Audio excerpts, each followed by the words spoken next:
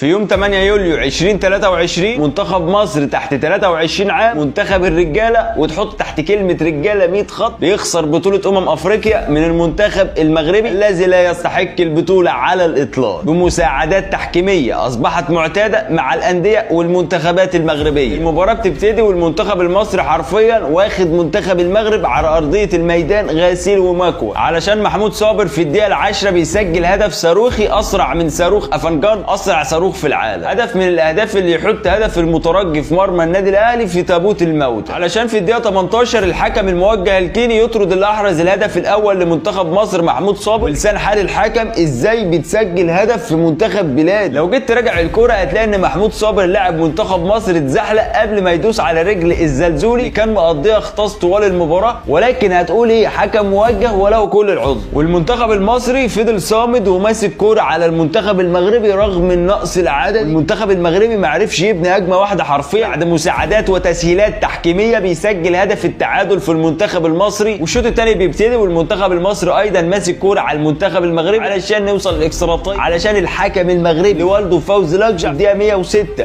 في الوقت المحتسب بدل الضيع بيحسب فاول خيالي ايضا للمنتخب المغربي علشان الزلزولي يمول ولاعب يجي من الخلف ويشوطها من مره واحده ويحرز هدف التقدم للمنتخب المغربي، ويتوج المنتخب الذي لا يستحق بالبطوله الاولى في تاريخه. وللاسف ضاع تعب منتخب كانت لاعبته رجاله منذ بدايه البطوله لنهايتها. ومن هنا انتشرت بعض التساؤلات، لماذا يحدث كوارث تحكيميه حينما تكون هناك مباراه ما بين نادي مصري ونادي مغربي او المنتخب المصري مع المنتخب المغربي؟ طبعا زي ما قلتها قبل سابق، فوزي لقجع رئيس اتحاد الكره المغربي معروف في المغرب بالجامعه الملكيه، هو المتحكم في كل شيء شويه، والاتحاد الافريقي هيسمى على اسم اتحاد فوزي لقجع الافريقي وليس الاتحاد الافريقي على الاطلاق. ده باختصار لان الحكام بقوا موجهين لاي ماتش فيه اي حاجه ليها علاقه بالمغرب خوفا منه ومن علاقاته، وده طبعا بالنسبه لي شيء يحسب له، في جزء منه نجاح والبعض الاخر خارج نطاق الرياضه الشريف. انما الاتحاد المصري ما زال نايم على الخط كالعاده، حقوقنا بقت تضيع قدامنا والاتحاد المصري واقف يتفرج. عايز اقول لك ان هيبه الاتحاد المصري حرفيا اصبحت في الضياع. تعالوا بقى نتكلم شويه فني عن منتخب مصر. يمكن اكتر اتنين لفتوا انتباهي في هذه المباراه وحرفيا كانوا بياكلوا النجيله من الدقيقه الاولى للدقيقه 90، ابراهيم عادل اللي فاز بجائزه افضل لاعب في بطوله افريقيا تحت 23 عام، وايضا حمزه علاء اللي فاز بجائزه افضل حارس في البطوله. عايز اقول لك ان حمزه علاء هيبقى مستقبل منتخب مصر والنادي الاهلي. حمزه علاء اللي اعاد منتخب مصر للمباراه اكتر من مره، وايضا ابراهيم عادل اللي لا يقل 5% عن الزلزول، لاعب منتخب المغرب ولاعب برشلونه السابق. فعلا من حق بيراميدز ان هو يتمسك باللاعب ويرفض عرض الاهلي، لان ابراهيم عادل ده لاعب اوروبي وليس مصري، وكان مقلق بشكل كبير جدا للاعيبه منتخب المغرب. بيمتلك مهارات عاليه جدا وعنده القدره ان هو يتخطى 1 و2 و3، وده طبعا اللي ظهر في مباراه منتخب مصر ومنتخب المغرب، كان بيقدر يلم 1 و2 و3 ما عندوش مشكله. كل اللعيبه عملت اللي عليها من اول البطوله لنهايتها. يمكن اخر حاجه عايز اقولها، انتم منتخب مش قليل، كلنا فخورين بيكم، عملتم بطوله كبيره جدا في المغرب وكنتم قادرين على التتويج باللقب، ولكن لسوء حظكم واجهتم منتخب دايما بيساندوا التحكيم بقياده رئيس اتحاده فوزي لقجع، واللي قريبا الاتحاد الافريقي هيسمى على اسمه. بمستواكم ده قادرين تعملوا حاجه في اولمبياد باريس 2024 اللي هيتلعب في شهر يوليو القادم.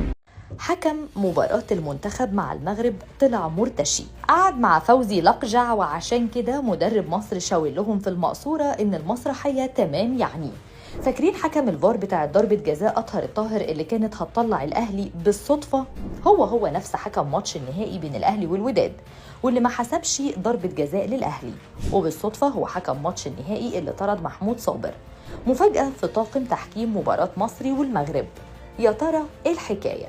ناقد رياضي بيفجر مفاجأة مدوية عن حكم مباراة الفار في مباراة مصر والمغرب. طبعا كل اللي شاف الماتش هيعرف ان الوضع ده غير طبيعي، وحكم المباراة كان متسلط على المنتخب. فعلا كان جاي على المنتخب بس بمعلمة ومن غير ما حد يقدر يمسك عليه اي حاجة، زي بكاري جسامة لو نفتكر. بس المصيبة كلها كانت في الحكم التونسي اللي كان قاعد على الفار. حكم الساحة كان معترض على حكم الفار، وكان بيشاور ان لاعب مصر لمس الكرة الاول ورجله كملت، عشان كده خفض العقوبة من الطرد للإنذار، واعتقد رأيه كان ممكن يمشي. لكن هيثم قيراط التونسي صمم على رأيه وقالوا طرد مباشر في النهاية، خضع للفار وأخرج الكارت الأحمر. بس هل تعتقد إن لقجع هيسيب مصر تخرج بكاسين في أقل من شهر من المغرب؟ ما ظنش. الحكم هيثم قيراط تواجد في غرفة الفار في المباريات الآتية: مباراة الوداد وصن داونز 13 مايو 2023 في ذهاب قبل نهائي دوري أبطال أفريقيا، واستدعى حكم الساحة مرتين لطرد 2 من لاعبي صن داونز. مباراة الأهلي والوداد 4 يونيو 2023 في ذهاب نهائي دوري أبطال أفريقيا، ولم يتم استدعاء الحكم لتقييم لمسة يد وطرد محتمل ليحيى عطية الله.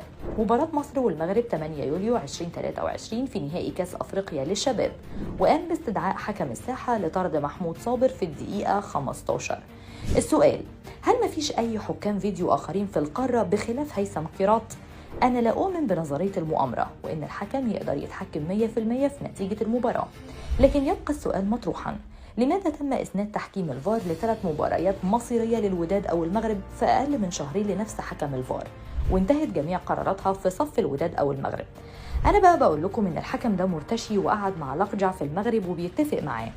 للأسف لحد دلوقتي مفيش دليل قاطع على القصة دي، بس هي صح لا محال. الحكم ده طبق الأصل بكاري جسامة، عارف بيعمل إيه كويس وهيمشي الماتش زي ما هو عايز، ومش هتعرف تمسك عليه حاجة كبيرة. هو واللي على الفار كاره الأهلي هيثم قيراط. طرد محمود صابر في الدقيقة 19 ولمس للكرة الأول قبل التدخل على الزلزولي. هدف المغرب الثاني فاول من وحي خيال حكم المباراة، دفع للاعب منتخب مصر في الدقيقة 120 داخل منطقة الجزاء، ولم يتدخل حكم الفيديو للمراجعة. كل الشكر لميكالي وبعض اللاعبين فقط. حمزة علاء أفضل حارس في البطولة رغم الخسارة، عبد الصمد الزلزولي أفضل لاعب بكل تأكيد، فوزي لقجع ما زال متأثرا بخسارة الوداد لنهائي إفريقيا أمام الأهلي.